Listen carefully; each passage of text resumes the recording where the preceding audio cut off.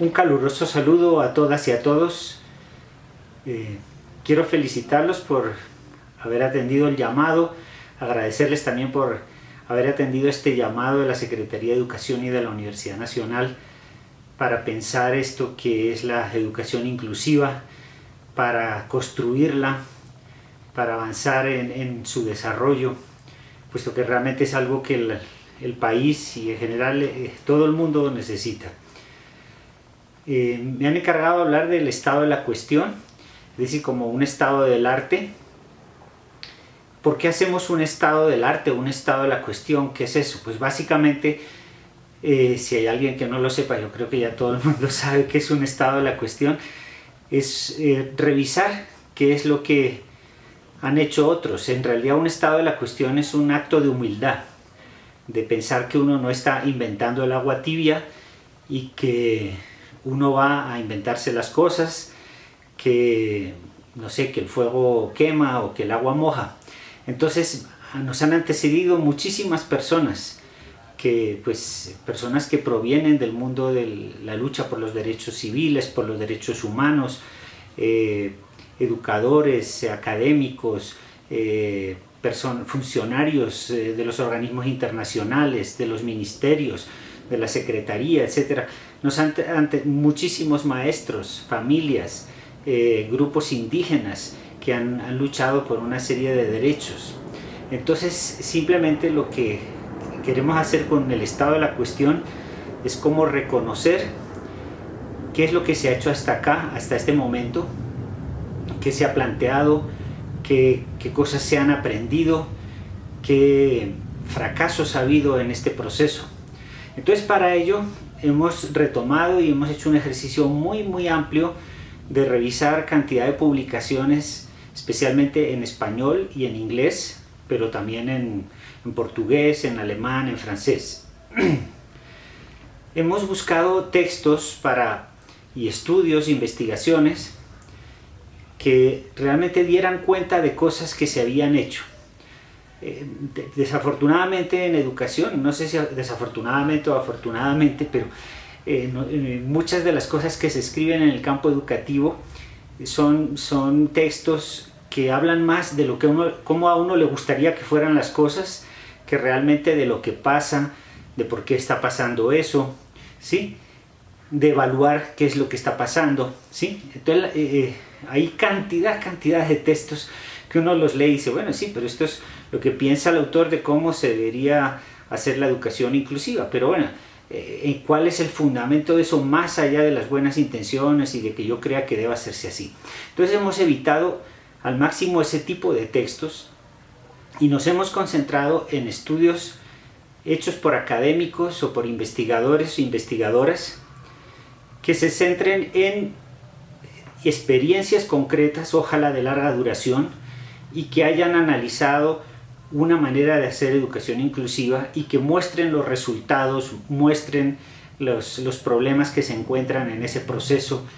Entonces, pues para ello hemos tomado sobre todo revistas de tipo académico revisadas por pares, es decir, no artículos donde hay un grupo de personas que lo revisan y ven si eso es cierto, si no es cierto, si está bien documentado el documento.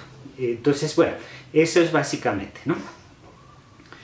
El estado de la cuestión en estos momentos, lo que vamos a entregarle a ustedes, pues yo no les voy a contar todo lo que hemos hecho, que sería muy largo, pero ya tenemos como unas 200 páginas, fruto de ese ejercicio de consultar mucha literatura, muchas experiencias, no solamente en Colombia, sino en lugares tan apartados como Corea, como, no sé, Brasil, Australia, etcétera, ¿no? Inglaterra.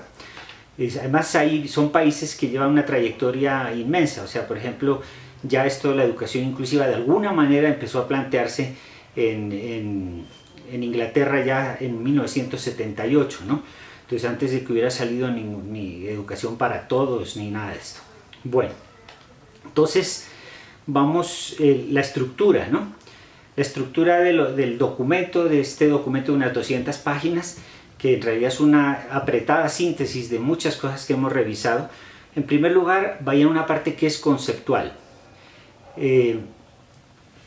Gran parte de los problemas que tenemos actualmente en torno a la definición de lo que es la educación inclusiva y de cómo debería ser. El problema tiene que ver en qué entendemos por inclusión, qué es eso de la exclusión. Que hay personas que dicen, no, a nosotros no nos tienen que incluir, o sea, a mí lo que tienen que hacer es respetarme, respetar la diversidad. Bueno, ¿qué es eso de inclusión y qué es una educación inclusiva, ¿no? Entonces, aclarar los conceptos a partir de investigaciones serias, hechas, digamos, con una capacidad fuerte de reflexionar sobre lo que está pasando ahí, sobre el impacto social de implementar un concepto, otro concepto. Esa es la primera parte, ¿no? Después revisamos cómo lo han venido haciendo en otros países, ¿no? Allí también no nos basamos en los documentos oficiales de los ministerios, porque pues todo ministerio dice que está haciendo maravillas y que lo que está haciendo es perfecto y que están haciendo muchas cosas, y es cierto, ellos hacen muchas cosas, pero realmente al interior de los organismos del Estado no hay mucha capacidad autocrítica, ¿no? Porque pues obviamente los funcionarios tienen que mostrar resultados, tienen que decir pues que están haciendo lo correcto, pues es lógico, ¿no? Si yo estuviera ahí también haría lo mismo, pero entonces hemos buscado artículos imparciales que analicen qué está pasando en diferentes países, ¿no? Y que lo evalúen críticamente, no solamente lo que dicen los órganos oficiales, ¿no? Bueno, el documento también revisa las políticas de los organismos internacionales, especialmente las declaraciones, convenios, acuerdos que Colombia ha suscrito, que ha firmado y que ha ratificado y que ha dicho: yo me comprometo con estas metas, yo voy a hacer esto. Y hay en estos momentos unos consensos internacionales importantes en la mayoría de los países en avanzar hacia una educación inclusiva.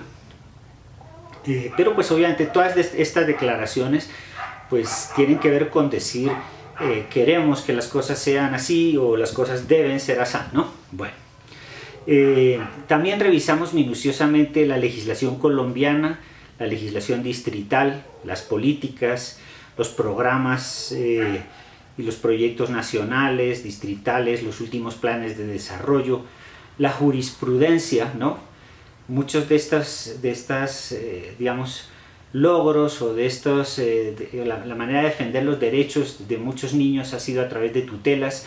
Finalmente esas tutelas llegan a la Corte Constitucional y la Corte Constitucional falla y dice: bueno, con estos niños hay que hacer esto, el Estado debe responsabilizarse de esto, etc. Y hemos visto además que hay bastante incoherencia tanto en la legislación como en las sentencias de la Corte Constitucional. Y precisamente hay confusión, incluso a veces hay hasta sentencias contradictorias, hay muchas terminologías que no son adecuadas o que son inconsistentes unas con otras, ¿sí? Programas que contradicen a veces lo que están haciendo otros, y en parte esto no es de mala voluntad de los funcionarios, ni mucho menos ni de los jueces de las altas cortes, sino es tal vez porque este tema es un tema muy complejo y realmente es un tema que abordarlo conceptualmente y tener claridad conceptual sobre esto es bien difícil, ¿no? No es que con este trabajo que hicimos nosotros hayamos aclarado todo, no. Todavía tenemos muchas preguntas, muchos dilemas que resolver, pero sí hemos querido desbrozar un poco conceptualmente qué es lo que hay con el tema de la educación y de la educación inclusiva. Bueno, entonces pues eso es lo que van a encontrar en el documento, una especie de destilado, ¿sí? De poner a hervir y a recalentar todo lo que hemos encontrado y empezar a filtrar y a ver qué es lo que nos queda, ¿no? Un destilado de lo que se ha hecho en este campo, de lo que se ha propuesto, ¿sí? De lo que se ha pensado sobre la educación inclusiva, y tanto desde la academia como las políticas y experiencias internacionales como de las nacionales y los distritales. Yo creo que este documento no es la política, obviamente. Este documento es un insumo, una ayuda para el próximo año, para construir la política para Bogotá. Pero pues con estos insumos yo pienso que sí vamos tal vez a no caer en una cantidad de errores o de fracasos que han sucedido en otros países.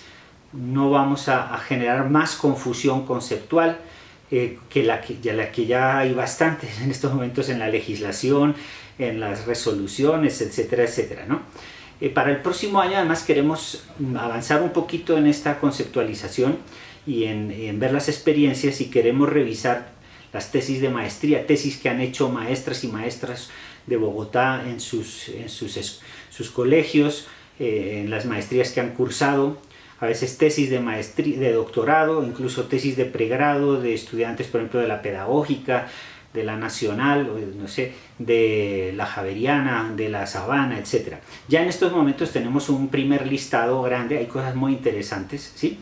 Pero para revisarlas, pero el próximo, pues ahorita no alcanzamos, y el próximo año yo creo que daremos cuenta de qué es lo que se ha trabajado desde las universidades y qué es lo que han hecho los estudiantes tanto de posgrado como de pregrado.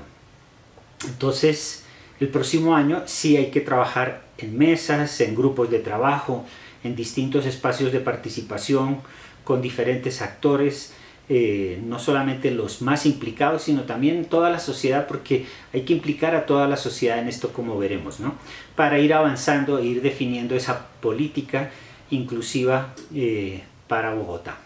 Cuando uno dice exclusión, básicamente es un concepto que desde los años 70 se ha utilizado para reemplazar lo que antes se llamaba la pobreza, ¿no? Entonces los pobres, los marginados, ¿sí?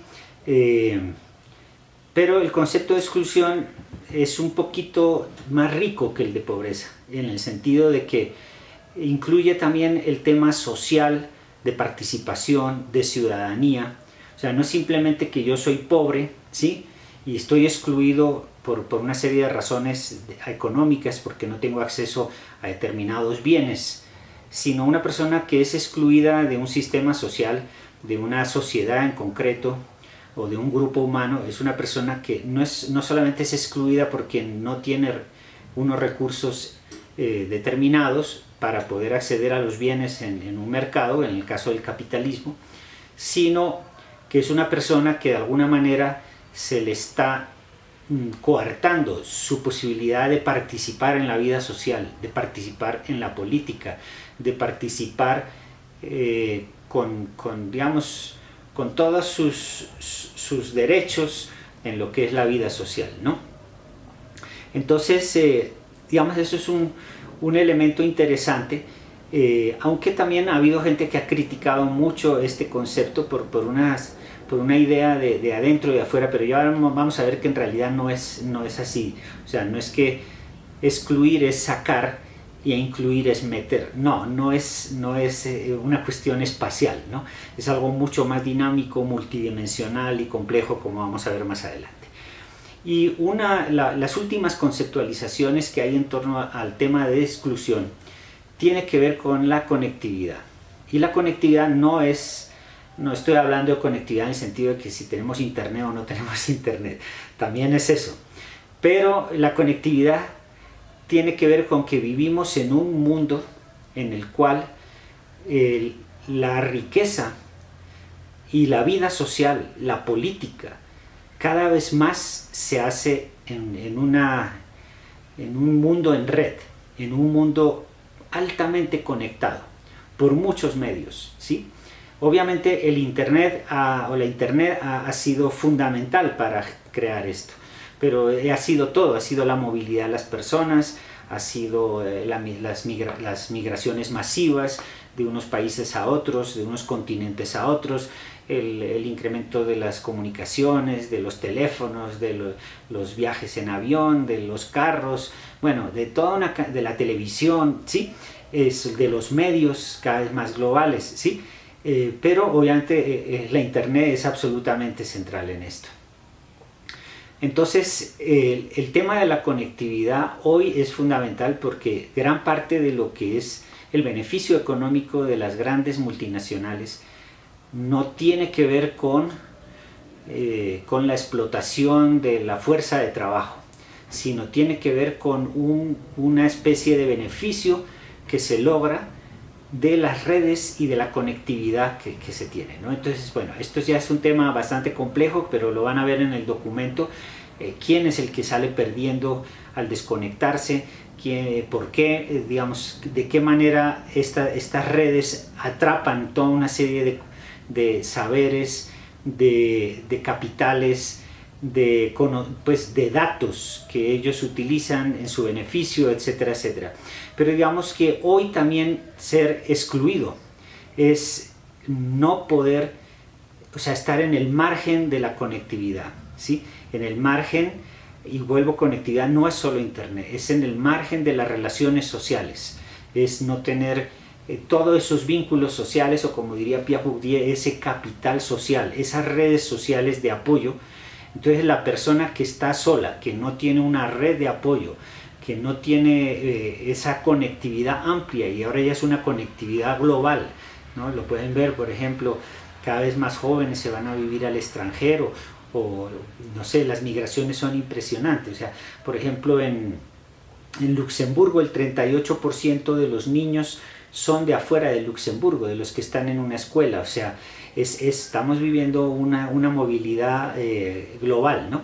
de personas, de mercancías, de tecnologías. Bueno, entonces esta es una tercera dimensión muy contemporánea de lo que significa excluirse, ¿sí?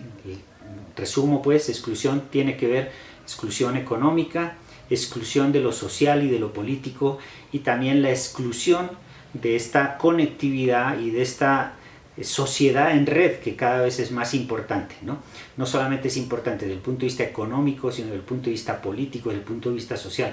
Muchos de los movimientos sociales, muchas de las luchas incluso que se han logrado últimamente en torno a una educación más exclusiva, se ha logrado gracias a las redes, a los vínculos que tenemos internacionalmente, etc. Bueno, entonces, después de estas 4 palabras, como digo, en el documento está esto mucho más explicado. Yo estoy simplemente como, no sé cómo decir, como haciendo un abrebocas y sugiriendo cosas como para que sigamos reflexionando sobre esto y para que sigamos leyendo, produciendo ideas, criticando, en fin, pero la idea es que pensemos un poco qué es eso de la exclusión.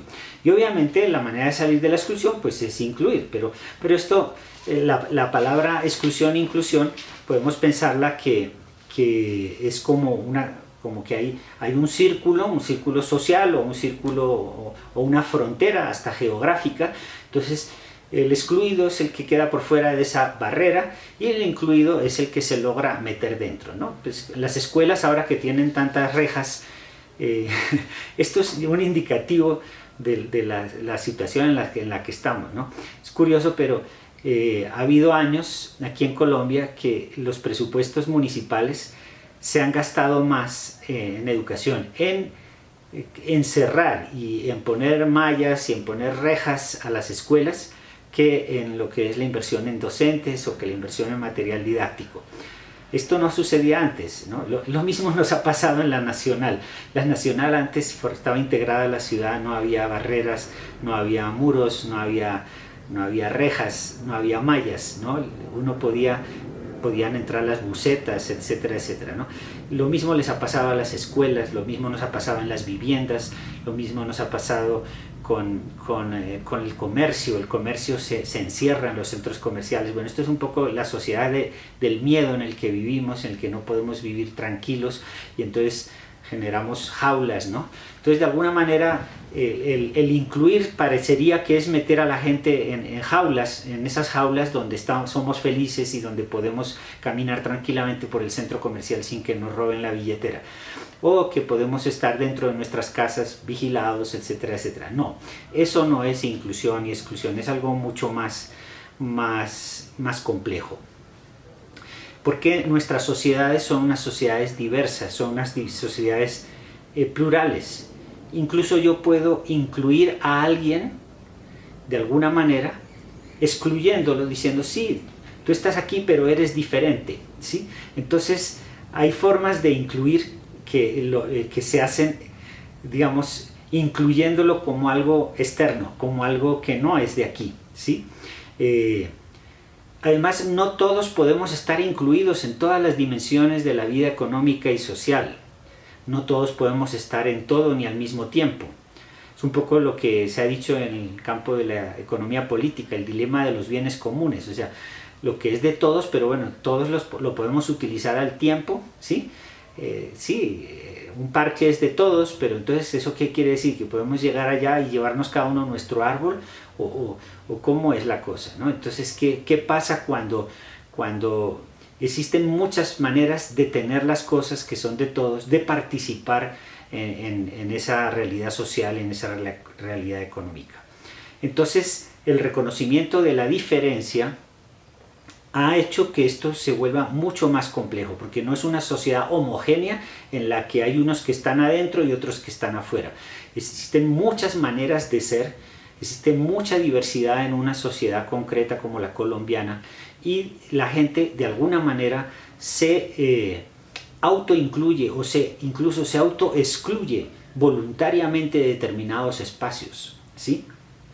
Entonces, aquí además hay una diferencia muy interesante con otro concepto parecido, que es el de integración, que se usaba mucho anteriormente en la legislación, ¿no? Sobre todo en los años 90. Hay que integrar a los niños. Integrar es un concepto un poco problemático, en el sentido de que pareciera que aquí están las cosas bien, como deben ser, y ustedes están por fuera y los vamos a integrar, ¿sí? Entonces vamos a ver cómo hacemos una pequeña adaptación para que usted quepa aquí adentro, ¿sí?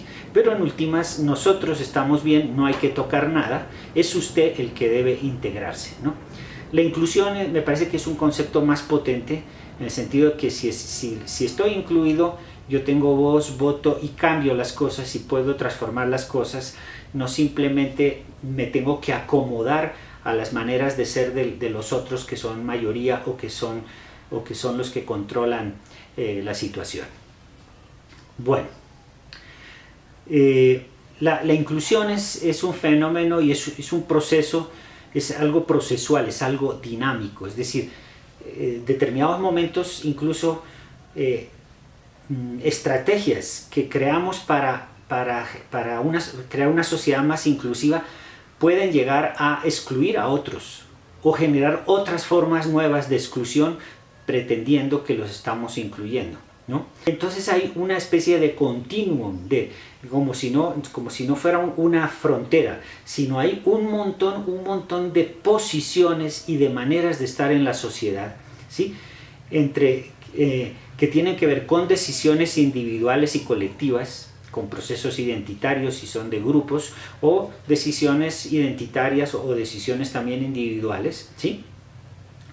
Decisiones individuales para incluirse o para autoexcluirse, ¿sí? Y también hay opciones y políticas institucionales y societales, ¿no? Entonces, tal vez les van a pasar ahora una gráfica que hemos tomado de un trabajo muy bueno que hicieron dos autores, se llaman Macareño y Carvajal, el año pasado, ¿sí? En el 2015, donde establecen un cuadro, ¿sí? Este cuadro como un diagrama en el cual tenemos por un lado en una línea vertical el rango de selectividad y el rango, digamos, como de qué capacidad usted tiene de tomar decisiones frente a su inclusión o autoinclusión, porque hay personas que las incluyen o nos hacen tomar decisiones que nos incluyen en determinadas cosas así no queramos. Muchas veces cuando usted va a comprar un apartamento o una casa y va a sacar una hipoteca, le obligan a comprar un seguro, ¿sí?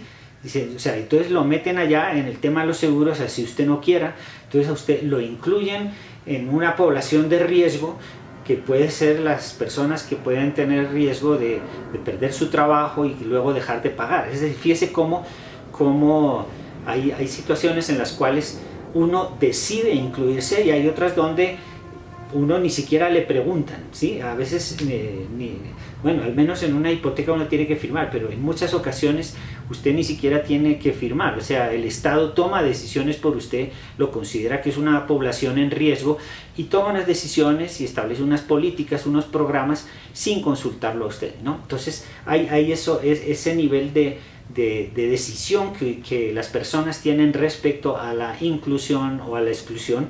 Eso es como una dimensión. Y la otra es el manejo desde lo individual hacia lo organizacional, lo institucional y lo societal. Entonces, si les pasan esta imagen, vamos a ver, por ejemplo, cómo tenemos en el nivel más alto, sería la autoinclusión o la autoexclusión, ¿sí? Que es una posibilidad. Tengo entendido que las personas sordas prefieren que no, o sea, que no los incluyan, digamos, en la escuela. Ellos, incluso creo que en el fondo los indígenas tampoco están por decir que nos incluyan. Ellos quieren hacer su educación propia. Lo mismo los sordos, dicen, nosotros tenemos un lenguaje, tenemos una cultura, nosotros de alguna manera, pues sí, queremos interactuar con la escuela regular y tener algunas actividades y tal, pero también queremos tener unas aulas en las cuales vamos a desarrollar nuestros propios intereses, nuestros propios valores, nuestro propio lenguaje, etcétera, ¿no? Entonces, en algunos casos hay grupos humanos, hay pueblos, hay personas que deciden, pues sí, tener una educación, pero de alguna manera excluirse del mainstream, de lo que sería lo que se hace con todo el mundo, lo que todo el mundo hace, ¿no? Y además muy legítimamente, porque los indígenas en este momento lo que necesitan es fortalecer su cultura, fortalecer su identidad, que ha sido golpeada, que han sido humillados, han sido de alguna manera, por ejemplo, los internados indígenas, donde sacaban a los niños de sus contextos familiares, les prohibían hablar su lengua, etc. Es decir, han sido sistemáticamente perseguidos para integrarlos, o sea, para incluirlos en la sociedad nacional. Entonces yo pienso que ellos, lo que les sirve ahora no es una especie de multiculturalismo a la manera norteamericana, sino a ellos lo que les sirve en estos momentos, no digo que más adelante no quieran hacer otras cosas, pero en estos momentos lo más importante para ellos es fortalecerse como pueblos, como naciones indígenas, ¿no? Y lo mismo puede ser, lo cual no quiere decir que se vayan por allá lejos y se aíslen, ¿sí?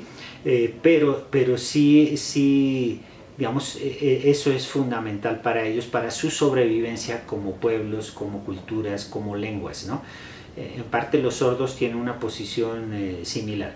El problema que tenemos ya para la política de Bogotá es que en el caso de los pueblos indígenas es que, bueno, ellos además lo que están pidiendo al Estado en estos momentos, no ya lo están pidiendo, ya lo lograron, es un sistema educativo propio. O sea, ellos no quieren que los integren o que los vinculen o que los incluyan en las escuelas normales y corrientes, sino ellos quieren tener un sistema educativo propio, es decir, desde el preescolar hasta la universidad, ¿no? Con sus universidades, con todo. O sea, fíjese que, y esa es la manera como ellos quieren incluirse en una sociedad como la colombiana, porque ellos quieren seguir siendo colombianos, pero quieren tener esa autonomía, ese desarrollo de sus posibilidades, ¿no? Entonces, el problema que tenemos para una política como la de Bogotá es que, y lo hemos visto, por ejemplo, en los trabajos que hemos hecho, por ejemplo, con los jardines infantiles que hay aquí en Bogotá de indígenas. Es decir, cómo generar una educación indígena. Sí, en el caso de Bogotá, el problema con la educación indígena es cómo vamos a hacer un sistema educativo propio aquí en Bogotá.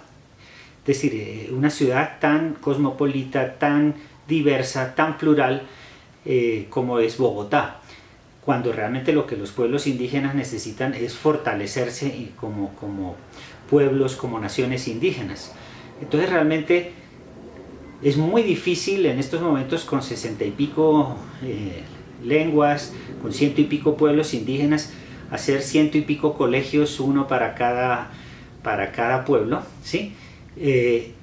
Y hay que buscar otro tipo de soluciones. Además no hay tantos niños aquí en Bogotá de cada pueblo como para llenar un colegio y una universidad. Es decir, toca buscar con los mismos indígenas qué soluciones proponen, ¿sí? Pero de todas formas lo que quiero mostrar con esto no es tanto decir la solución es esta o la solución es otra, no. Lo que estoy mostrando es cómo La inclusión no es simplemente estar adentro de una escuela o afuera de una escuela. Existe toda una gama, toda una cantidad de posibilidades impresionante donde las personas pueden participar de la sociedad, pueden participar de la educación, pueden, estar incluidos en el sistema educativo, y no todos tienen que ser exactamente de la misma manera, ¿sí? Entonces eso es algo que hay que analizar en cada uno de los casos, y es el problema de la complejidad que tiene esto, y también es la riqueza, ¿no? Bueno, entonces no voy a seguir explicando el cuadro porque ya se me está acabando el tiempo, pero mientras yo estaba hablando supongo que lo habrán visto, ¿no?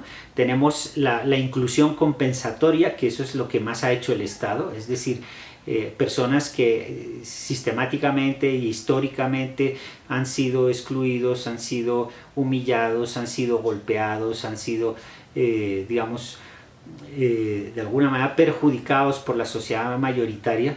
De alguna manera se establece una serie de políticas compensatorias para que estas personas puedan de alguna manera vincularse con todos sus derechos a la vida social, económica, educativa del país, en fin. Entonces está la inclusión en la exclusión, que era el ejemplo que ponía antes de cómo yo te incluyo, pero eres diferente, no tienes los mismos derechos que yo, eres un tipo raro, etc. Entonces, sí, yo te dejo entrar aquí, pero eres el diferente de la clase, eres el diferente digamos, no es que ser diferente sea malo, todos somos totalmente diferentes, pero de alguna manera el marcarlo, el etiquetarlo como el diferente, no que todos somos diferentes, no, aquí todos somos iguales, pero tú eres el diferente, ahí está el problema, ¿no? Bueno, entonces la inclusión por riesgo, ya puse un ejemplo un poco trivial sobre el tema de los seguros y todo eso, ¿no? Entonces, como vemos, esto es todo un continuo, o sea, uno puede estar, y además todo esto está interconectado y es dinámico, y uno puede estar pasando de un lugar a otro en distintos aspectos, ¿no? En unas cosas yo puedo estar totalmente incluido y en otras estoy excluido. Bueno, esto es bien interesante que lo miremos de una forma dinámica y que analicemos las consecuencias el próximo año de las decisiones que vamos y de las propuestas que vamos a hacer desde el punto de vista de la política. Si no lo pensamos simplistamente decir, metamos a esos niños en el colegio y ya están incluidos, eso no es. O sea, veamos que hay toda una cantidad de factores económicos, sociales, tipo de salud, históricos, culturales, de género, etcétera, etcétera, que están marcando las personas con algún tipo de discapacidad. Todo esto marca de manera muy diferente la posición y las posiciones que se van teniendo respecto a la inclusión. Vamos entonces ahora, ya para terminar, a hablar de lo que es la exclusión y de la inclusión educativa. Hemos hablado de los conceptos de exclusión y de inclusión, pero ¿qué es eso de la inclusión educativa? Y sobre todo lo que queremos proponer, y lo que además lo que dice la UNESCO y todo, es la educación inclusiva. ¿Qué quiere decir todo esto? El problema básicamente que tenemos es el siguiente, o sea, la escuela, los sistemas educativos han sido diseñados, o sea, bueno, vamos un poquito más atrás. Cuando uno mira realmente los grandes pedagogos ya desde el siglo XVII, ellos no pensaron la educación como algo excluyente, homogeneizante. Realmente los grandes pedagogos ya desde el XVII pensaban la educación como algo grande, como algo hermoso, como algo mucho más rico, ¿no? Pero desafortunadamente hemos ido simplificando el tema educativo, estandarizándolo, volviéndolo un poco de una forma un poco fordista, como producir tornillos, ¿sí? Y a pesar de que ha habido movimientos y resistencias incluso en los movimientos pedagógicos, para poner un solo ejemplo, veamos toda la cantidad y la diversidad de propuestas hermosas que hubo a finales del siglo XIX y comienzos del XX con todo lo que se llamó la escuela nueva, no la escuela nueva rural del programa de aquí de Colombia, sino todo, pues estoy hablando de Freinet, de Montessori, de Crowley, bueno, todos estos pedagogos que Makarenko, que realmente quisieron hacer una escuela diferente, una escuela más basada en las necesidades de los niños, en el respeto a los niños, en la diversidad y la otredad de los niños, ¿no? Entonces, digamos, siempre ha habido esas búsquedas, pero realmente la inmensa mayoría de las escuelas se han vuelto muy estandarizadas, muy homogeneizadoras, ¿no? Entonces, de hecho, pues no hace falta poner muchos ejemplos. Vamos a poner un ejemplo colombiano, no estoy hablando del siglo XVII, estoy hablando 1950. Los esposos Alicia y Gerardo Ragiel Dolmatov están en la Sierra Nevada, están en una población que actualmente se llama Tanques, y entre las muchas cosas que hacen ahí describen con lujo de detalles la vida en dos escuelitas del pueblo. Entonces, la segregación de sexo que hay allá, la humillación que hay a los campesinos por parte de las maestras y de los niños del pueblo, la humillación hasta el castigo físico, por ejemplo, a los niños indígenas Cancuamo. Es decir, la escuela era un lugar de humillación. Si el niño no iba, mandaban al comisario de policía a traerlos, castigaban a los papás, o sea, cosas que realmente a uno le da dolor contarlas, ¿no? Y eso está explícitamente contado, ¿no? Y no es cuestión de que miremos solamente Colombia, o sea, eso pasaba en todo el mundo. Hasta hace poco, hasta hace no mucho, escuelas segregadas en Estados Unidos, escuelas para negros, buses para negros y buses para blancos. Es decir, y lo mismo pasaba con las escuelas. Un niño negro no podía ir a una escuela de blancos, ¿no?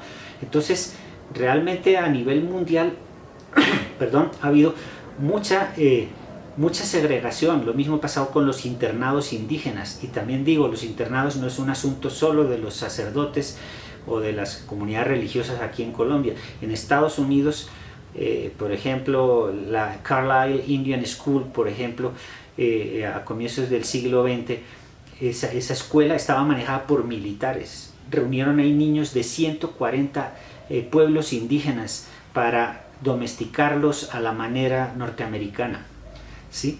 Entonces, este tipo de cosas, o sea, fíjense que en últimas ellos no estaban pensando hacerles daño a las personas, o sea, terminaban haciéndoles daño, pero la intención de ellos, cuando uno lee sus declaraciones y cuando uno ve las leyes, ellos creían que les estaban haciendo un bien y los estaban incluyendo en la sociedad, ¿sí?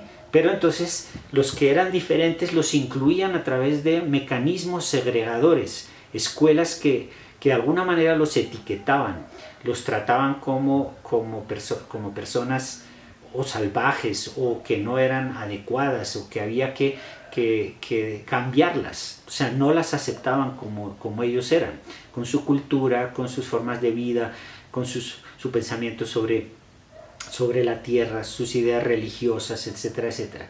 Entonces, digamos, la historia de la educación está llena de ese tipo de situaciones, tanto en la escuela regular como en los internados, hospicios, centros de reclusión de menores, internados. Es una historia bastante triste y dolorosa pensar cómo una institución como la escuela, que surgió como algo hermoso, como algo novedoso, como algo de alguna manera que iba a transformar la sociedad, terminó negando la diversidad, negando el pluralismo, negando esa riqueza en formas de ser, en formas de sentir, en formas de vivir, en formas de pensar, en formas de creer. Entonces esa es la triste realidad. Nuestra escuela hoy es una escuela muy estandarizada. Realmente las personas que han sido etiquetadas como diferentes, cuando llegan a una escuela, la violencia simbólica y la violencia real de discriminación, de burla, es impresionante. Y no es culpa de los niños que están allá ni de los profesores, es que es toda la sociedad también la que de alguna manera se burla de las personas, de algunas personas que tienen determinado tipo de diferencias o que son etiquetadas de una manera o de otra, ¿no? Entonces, lo que lo que ha venido sucediendo hoy, o sea, esta exclusión que había y que se trató de eliminar, pues con lo que ellos creían que era el mejor método, hacer internados, hacer este tipo de cosas. Entonces trataron de incluir a esos niños a través de esos internados, a través de esas escuelas segregadoras, etc. En el caso de la discapacidad, las escuelas de educación especial, ¿no? Donde agrupaban a los niños de acuerdo con su discapacidad, etcétera, etcétera, muy excluidos de todo el resto de la sociedad, si es que tenían la fortuna de al menos ir a una escuela de estas. Escondían en las casas, los amarraban a la pata de la cama, ¿no? Había familias que les daba vergüenza mostrar a sus niños, ¿no? Con algún tipo de discapacidad. Bueno, es decir, es una historia muy dolorosa por la cual han luchado muchas generaciones de defensores de derechos humanos, de derechos civiles, durante mucho tiempo, ¿no? Entonces yo pienso que debemos estar agradecidos de todas estas personas que nos han hecho ver lo equivocados que estábamos frente a todas estas diversidades. Sin embargo, la escuela, en buena parte por presión de los organismos internacionales, pensemos que se firma la Declaración Universal de los Derechos Humanos, la firman prácticamente todos los países, y ahí se dice que todos los niños tienen derecho a la educación, a ser educados, etc., ¿no? Entonces se convierte como una especie de presión para decir, bueno, tenemos que meter a todos los niños en las escuelas. Y ahí es donde viene el problema, es decir, hemos sido tan exitosos en la inclusión de todos los niños en las escuelas que ahora la escuela está haciendo aguas, la escuela está reventada porque la escuela tiene un modelo que históricamente ha sido homogeneizador y excluyente. De hecho, la escuela hasta hace poco, estoy hablando de los años 80, los años 70, aquí en Colombia, por ejemplo, no se graduaba de bachillerato ni el 10% de los niños que entraban a primaria. ¿Dónde estaban los otros 90%? Prácticamente la escuela los expulsaba. Los ponían a repetir curso, repita usted otra vez tercero de primaria, 1, 2, 3 veces. No, mijito, más bien vaya a trabajar, usted no sirve para esto. ¿Sí? Es decir, el modelo que hemos tenido todos estos años de escuela es un modelo que no es un modelo para incluir y para respetar toda esa diversidad que hay en los niños, en los jóvenes, en las niñas, y realmente ese modelo de educación, al tratar de universalizar la educación y de cumplir las leyes y la Constitución colombiana de que todos los niños deberían ir a la escuela, en estos momentos la escuela se ha llenado de niños que no caben en el modelo que tenemos actualmente, que además es un lugar hostil la actual escuela, pero no solamente para los niños con discapacidad, es para muchos otros niños que no les gusta o el álgebra o que no les gusta el autoritarismo de determinados profesores, o que no encuentran un espacio para la vida infantil o para la vida adolescente, para la creatividad, ¿sí? Entonces hay cosas muy absurdas en cómo está pensada esta escuela. O sea, ¿por qué los niños tienen que estar con los de su misma edad? No sé si ustedes se han puesto a pensar qué es lo que hacemos los seres humanos en nuestra vida, que lo tengamos que hacer con los que tienen la misma edad. Nada en esta vida se hace con solo los que tienen la misma edad. Un grupo musical está formado por gente de edades diversas. Un equipo de trabajo en una empresa está formado por gente de diversas edades. Un equipo deportivo, o sea, este equipo deportivo tiene que ser solamente, vamos a hacer, no sé, el Millonarios, por favor, usted no puede entrar a Millonarios porque es solo para futbolistas de 22 años. Ya a los 23 tiene que formar otro equipo con los de 23. Es la única cosa que hacemos en el planeta, es ir a la escuela con la gente de la misma edad. Eso es totalmente absurdo. Y es simplemente un ejemplo, les podría poner muchos. O sea, el tiempo escolar es absurdo. O sea, ¿por qué todas las clases tienen que durar 1 hora, 45 minutos? O lo que quiera, si quieren póngala de 2 horas, ¿por qué tienen que durar 2 horas? a veces estamos viendo una película con los niños y resulta que les dicen, no, nos vamos, ya se acabó la clase, la terminamos de ver la próxima semana. ¿Les parece a ustedes que eso tiene algún sentido? O sea, si la película dura hora y 45 minutos y la clase dura 1 hora y nos demoramos 15 minutos mientras empezábamos, o sea, quiere decir, o sea, ¿qué sentido tiene ver un pedazo de película hoy y el otro pedazo a la otra semana? O sea, si ya ni nos acordamos. O sea, la escuela hoy tiene cosas absolutamente absurdas, homogenizadoras.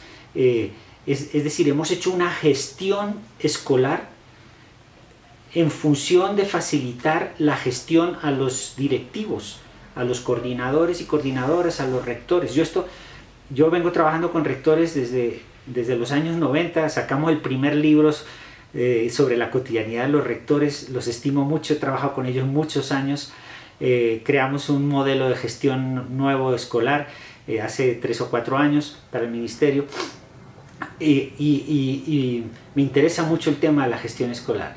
Pero me parece a mí que no estamos haciendo una gestión escolar en función de las necesidades de los niños, sino de facilitarnos la vida a los gestores, a los coordinadores, a los directivos e incluso a los mismos maestros. O sea, yo lo que quiero decir es que la escuela que hoy tenemos es una escuela bastante absurda. A pesar de ello hacemos cosas muy bonitas, muy interesantes, pero las hacemos casi que a contrapelo, casi que en contra de la corriente, ¿no?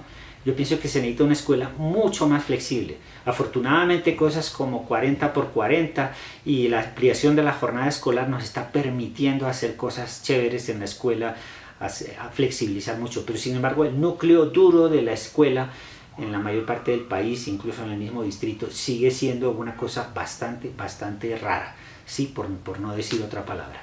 Entonces yo creo que el tema de la inclusión educativa pasa por repensar qué es eso del aula, qué es eso de la escuela y qué es eso del sistema educativo, porque todo está conectado. Inicialmente pensamos que la educación inclusiva era cambiar, adaptar un poco el salón de clase, ¿sí?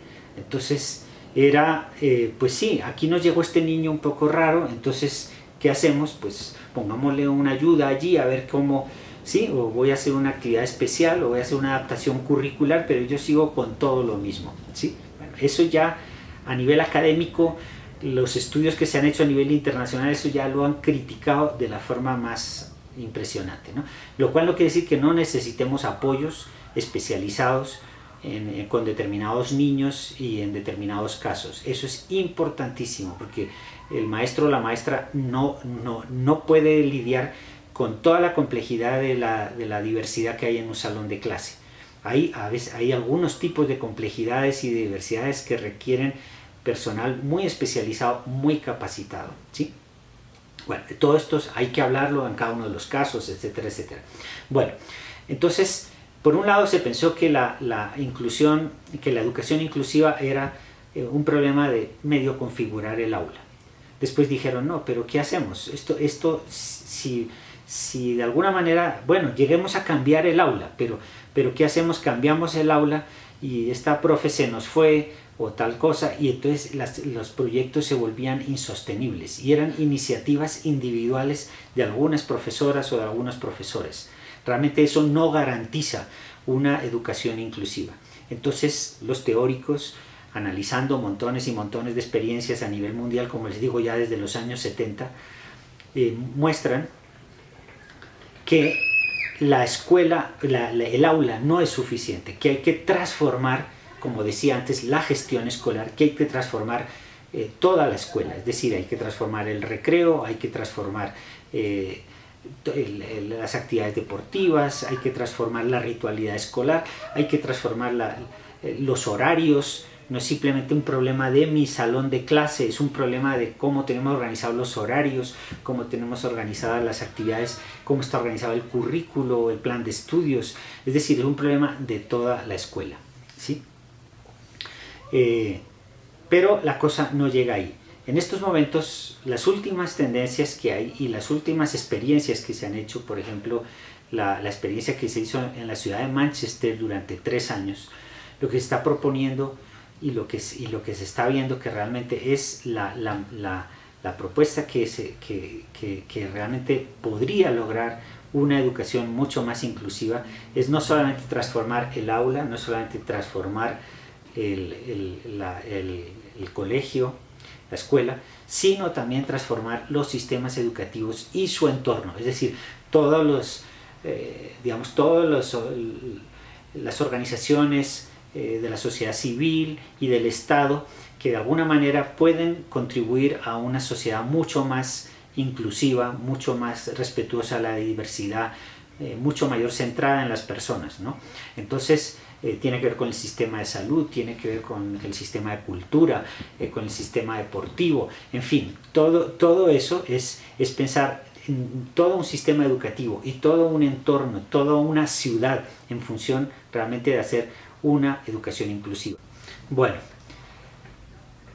en últimas, lo que he querido mostrar con este recuento, con algunos apuntes históricos, es que el tema de la educación inclusiva, el problema de la educación inclusiva, si bien, eso no lo he dicho, pero pues eso lo tiene ya todo el mundo muy claro, surge por iniciativa de la atención a los niños con discapacidad, a los niños y las niñas y los adolescentes con discapacidad.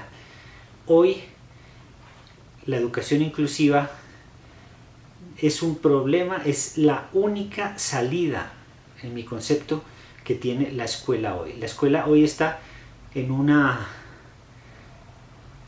Yo siempre pongo el ejemplo de que es como una especie de arca de Noé, donde hemos querido meter a todos, ¿no? Toda la diversidad del planeta, ¿no? Toda la diversidad de nuestras sociedades.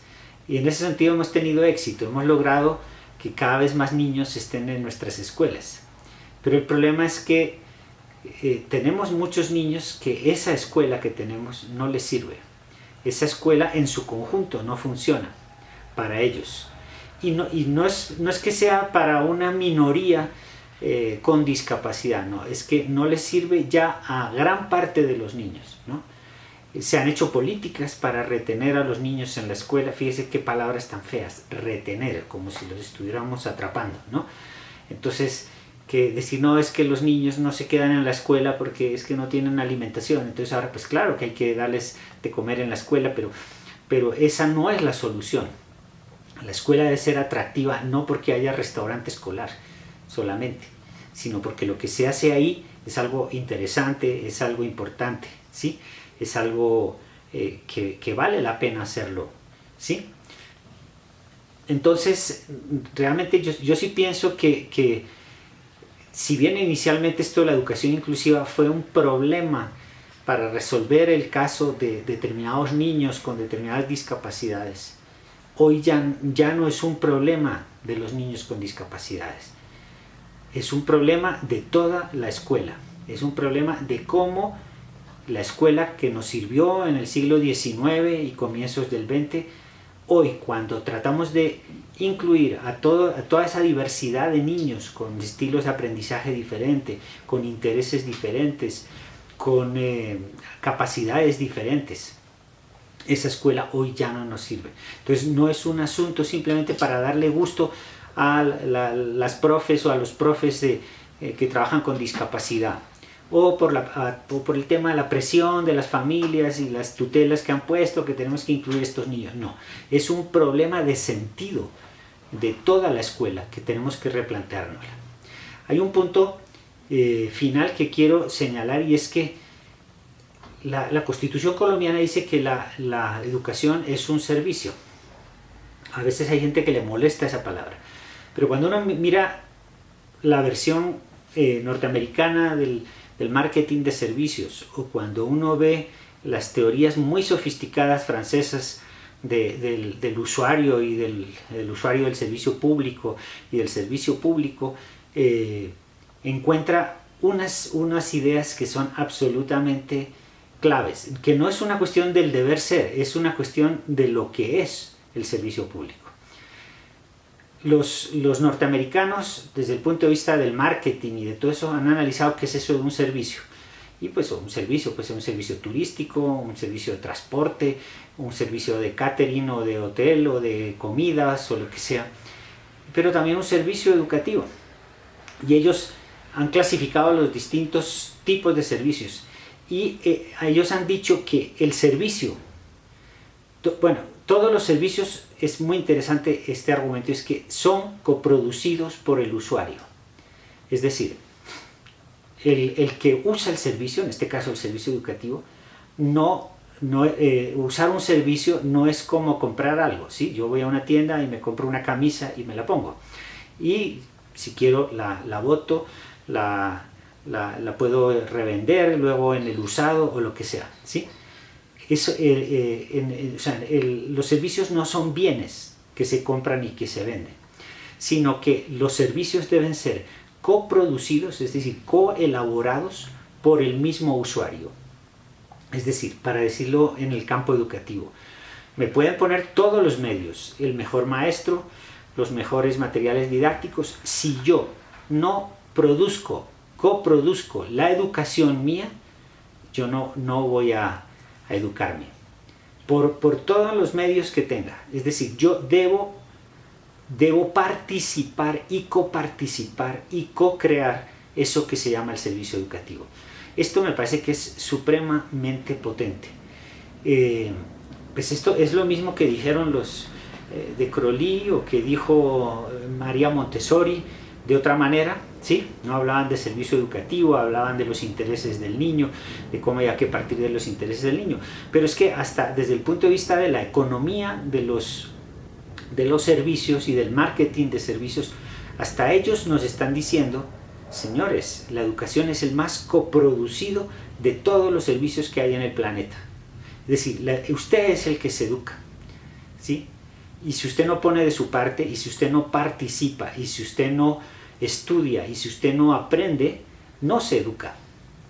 Entonces esto es supremamente potente, porque son los niños los que se educan, y eso, la educación no es un proceso de transformación de unos objetos que nos llegan allá, de unos pequeños salvajes que los tenemos que civilizar. No, la educación es un proceso coproducido por el mismo niño y por el mismo maestro, que también se coproduce educando. Entonces, digamos que esto es algo supremamente importante. Debemos darle más peso a los niños, no porque son niños, no porque lo diga la Ley de Infancia y Adolescencia, no porque la UNESCO nos diga que los niños son sujetos de derechos y que son sujetos, son ciudadanos. Sí, también por eso. Pero es que incluso es imposible educarse si yo no participo activamente, si yo no me comprometo activamente con la educación. Entonces, si yo no de alguna manera me incluyo, ¿no?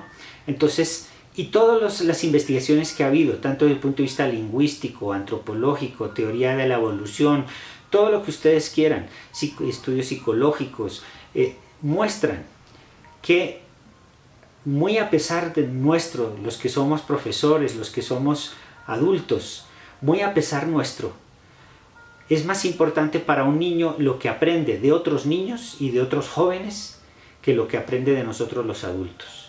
Eso implica también transformar esa educación, transformar esa escuela, transformar ese sistema educativo.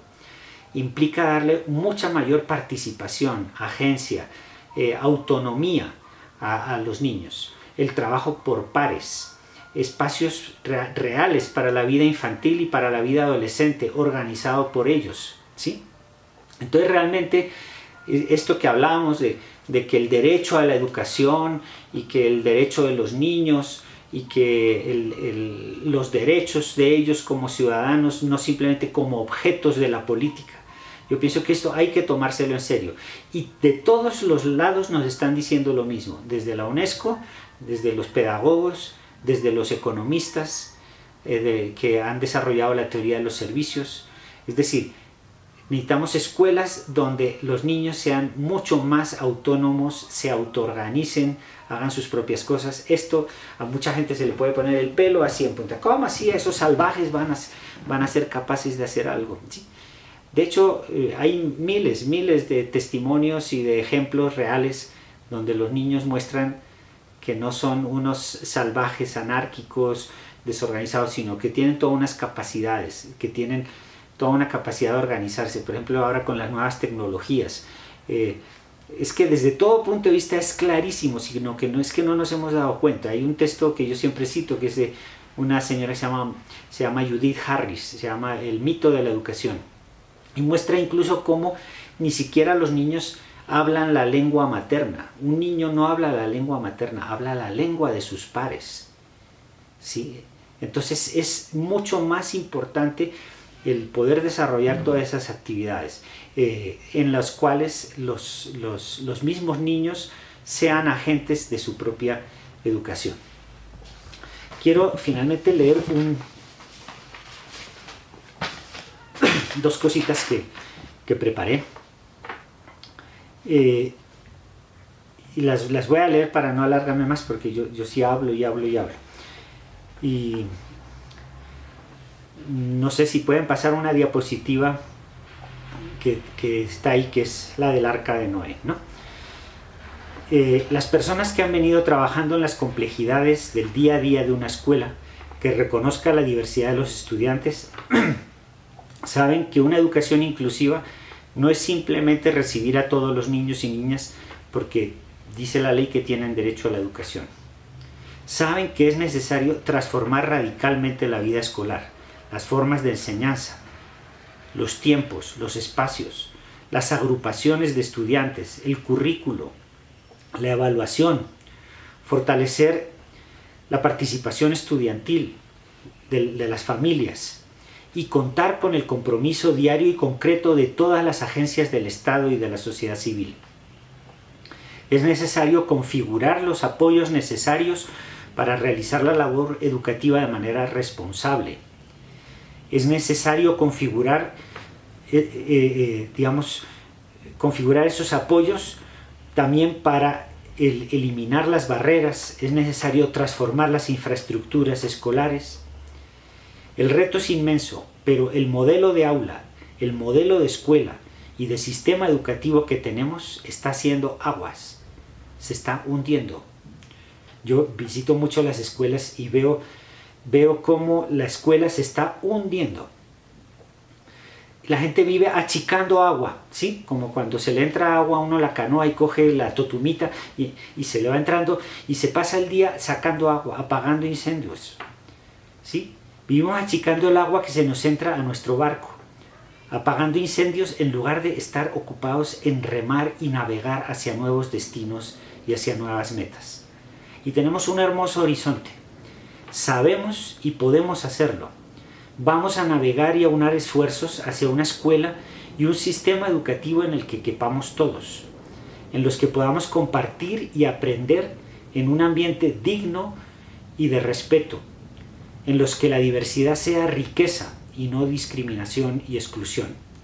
Y lo vamos a hacer no solamente porque la UNESCO lo diga, o porque el Ministerio de Educación lo diga, o porque la Secretaría de Educación lo diga, sino porque los niños, las niñas, los adolescentes, las familias y todos nosotros merecemos respeto y merecemos habitar una escuela y una sociedad donde todos podamos ser felices.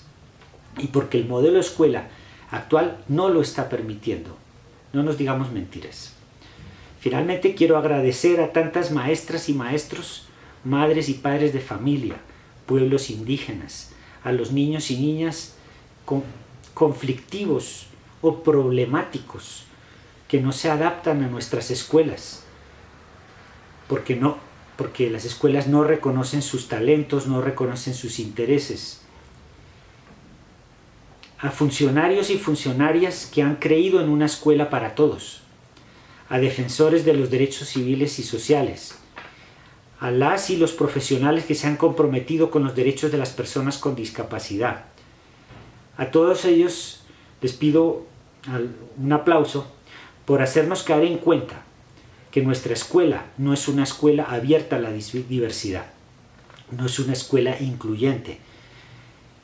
Y también un aplauso por presionarnos para construir una escuela diferente, una escuela en la que puedan participar todos los que quieran, donde no sean discriminados o humillados, y por hacernos soñar de nuevo con una escuela como la soñaron la mayoría de los grandes pedagogos desde el siglo XVII y los defensores de los derechos humanos.